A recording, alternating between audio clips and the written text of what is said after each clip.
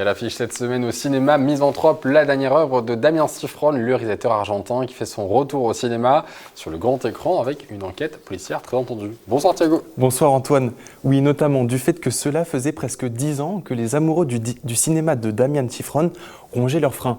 Il faut dire, depuis la sortie de son film Les Nouveaux Sauvages en 2014, le réalisateur n'avait pas laissé indifférent. Cynisme, humour noir, en 6 petits sketchs, ce dernier s'était offert une satire explosive de notre société contemporaine, récompensée par plus d'une dizaine de prix, dont une sélection au Festival de Cannes. Et alors justement, sa réputation qui le précède, il est donc de retour au cinéma avec Misanthrope, d'un tout autre genre, encore jamais exploité par ce réalisateur, celui du thriller. Tout à fait. Et cette fois, le réalisateur nous offre une plongée dans une Amérique sombre, dark, sous couvert d'un Baltimore froid et glaçant. Les spectateurs y vont découvrir l'histoire d'Éléonore, une jeune policière qui se retrouve à traquer un tueur de masse auquel elle s'identifie peut-être un peu trop. Pour le casting, Shailene Woodley interprète l'héroïne et coproduit le film par ailleurs, tandis que Ben Mendelsohn endosse le rôle de l'enquêteur du FBI qui sera son mentor. On regarde la bande-annonce.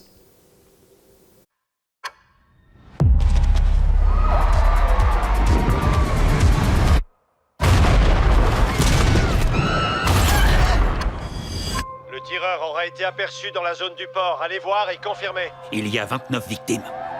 Chacun de ces tirs a fait mouche. Pas de douille. Pas un seul cheveu ou la moindre empreinte. Il ne veut pas mourir. Et il ne veut surtout pas être retrouvé. Nous allons le décevoir.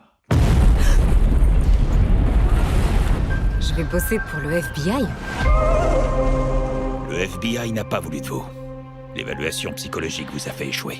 Agressive, addictive et antisociale. C'est le profil des personnes qu'on emprisonne, pas qu'on engage. Je pense que vous avez de l'instinct.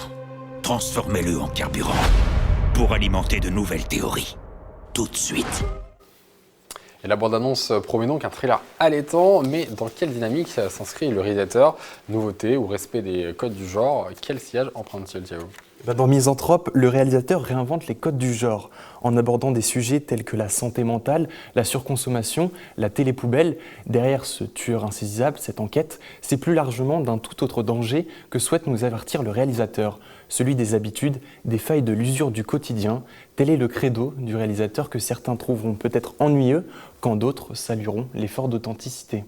Et on souligne donc le ton moderne donné en sous-titre à ce thriller, porté notamment par la prestation des acteurs, impeccable.